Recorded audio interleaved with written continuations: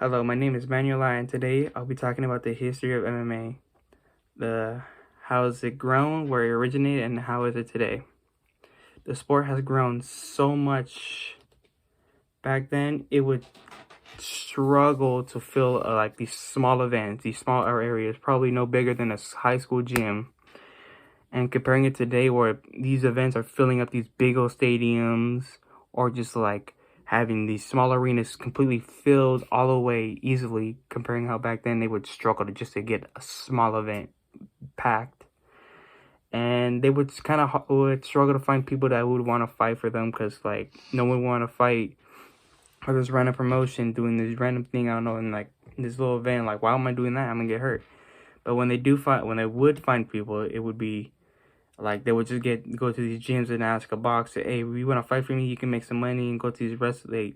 These guys are doing wrestling. Hey, if you want to fight for me, you want to make some money?" And like they would do that to have their fighters so they can fill up their card. And these fighters would be like, "All right, I'll just use my boxing to win the thing." So they would only use one martial art because that's all they knew. So they would stick with it because this is gonna help me cause win the event and get money.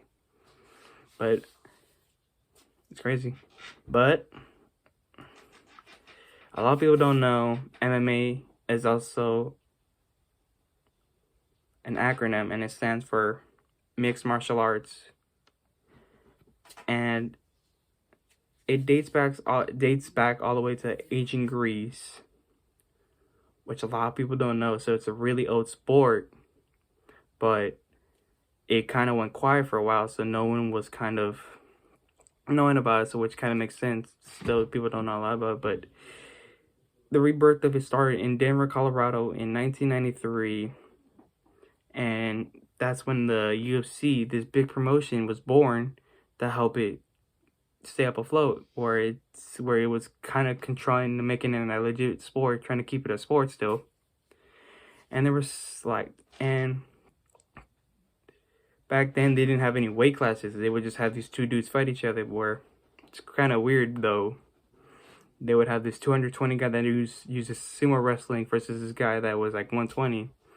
But now the sport has grown so much where they have weight classes. So they would have these two guys come in at this certain weight and fight each other. So let's say if I walk around at like the weight I walk around at, they would have to make them cut around this certain weight that the weight division they choose to stay in to meet that certain weight and fight. If they don't, they lose. Either the fight's canceled or they would lose their money that they would win from the fight.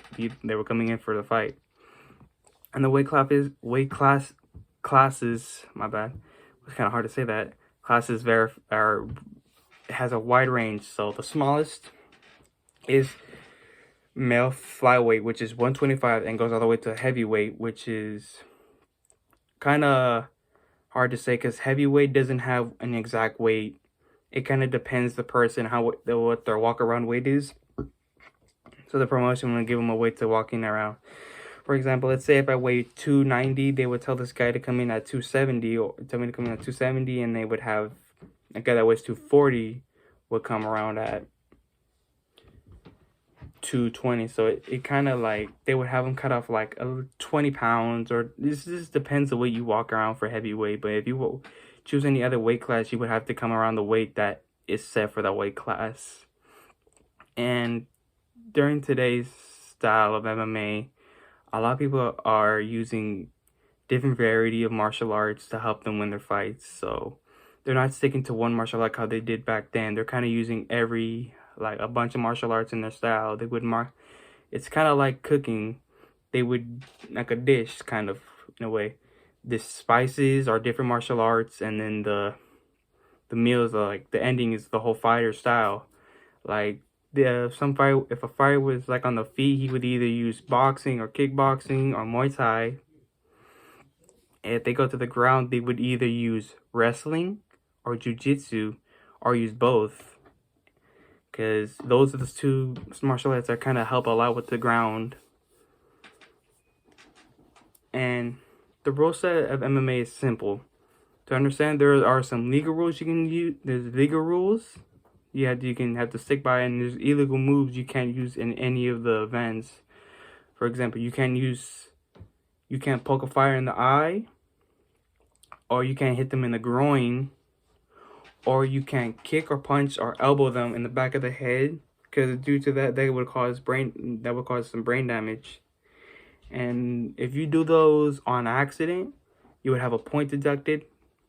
If it happens again, oh no, if it happens on accident for the first time, you would get a point. You would get a warning by the ref. If it happens again, you would have a point deducted. If it happens again, you'll be disqualified. So it doesn't matter if it's an accident or on purpose. You have to follow the rule set. If not, you're gonna get warned, lose a point, or you're just gonna be kicked out of the fight and just lose automatically. It doesn't matter if you're winning or not. It's like boxing. They have a rule set to stick by, and they have to stick by this point system to.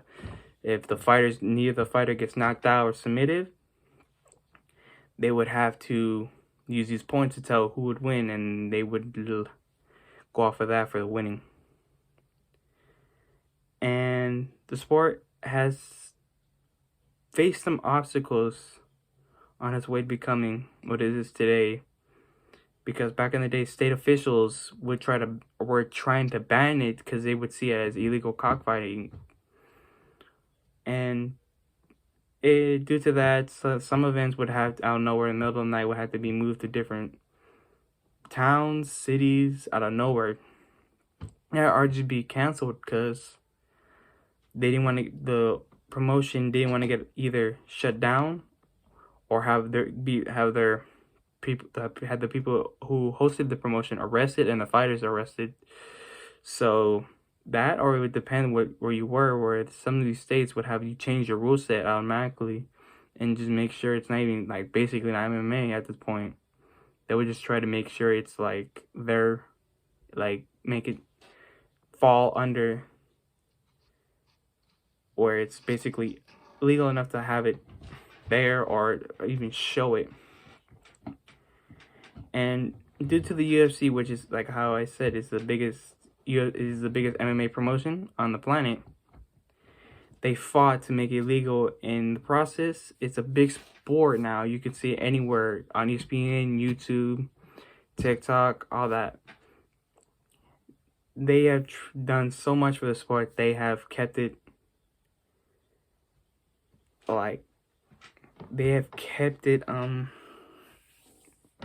famous. Honestly, it's a really big sport. If you go on ESPN Plus, you can see it on there as a sport, and you can see some fighters on there. And it's amazing because some fighters are so famous now. It's crazy because it's even more famous than boxing now at this point, which is crazy, even though boxing is really a famous sport. And thank you for giving me your time, for watching my video or watching my speech, depending if you have the time to be watching it. And I would like to end it on a quote of one of my favorite fighters, which is Khabib Nurmagomedov, and he would like to say is what he would say a lot was "Assalamu alaikum," which is the word of the Islamic religion, which stands for "May the divine be on you."